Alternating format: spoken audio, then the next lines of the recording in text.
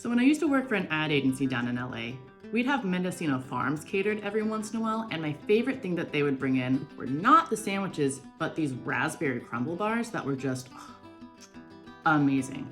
I recently found myself craving them, so I found a recipe and we're gonna see if it's anywhere near as good as the originals. So let's get into this. To start, we're going to preheat our oven to 350 degrees Fahrenheit. Then to a food processor, we're going to add 2 cups of old-fashioned oats, 1.5 cups of AP flour, 1 cup of brown sugar, 1 teaspoon of baking powder, and ½ teaspoon of cinnamon. Pulse everything together until you get a uniform, almost flour-like consistency. Then we're going to add 2 sticks of cold unsalted butter cubed.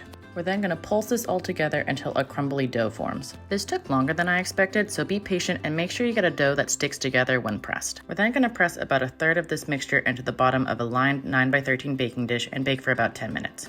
To make our filling, we're going to add 2.5 cups of fresh raspberries, 3 tablespoons of brown sugar, 2 tablespoons of AP flour, 2 teaspoons of vanilla extract, and about 2 teaspoons of lemon zest to a bowl. We're going to mix this all together and then set aside. Once our crust is out of the oven, we're going to spread raspberry jam in an even layer, making sure to get it all the way out to the corners. Now the recipe says to use a ½ cup. I say measure with your heart and use enough to have some in every bite. We're then going to spoon our berry mixture over our jam in an even layer, and feel free to use a spoon to again press the berries into those corners.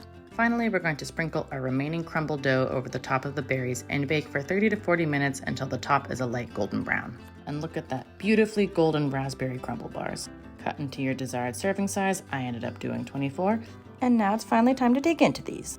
Time to see if these bars are as good as the Mendocino Farmers ones, so fingers crossed.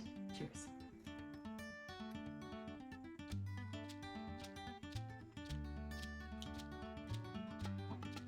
Don't get me wrong, very tasty. However, I think I added a little bit too much lemon. And full transparency, I ended up adding some salt at the end because I realized that I had misread the recipe and used unsalted butter instead of salted butter. So I think if I used that more earlier on, it would be a little more balanced. That being said, raspberry, crumbly, buttery, yummy. Still a very good raspberry crumble bar. Let me know if you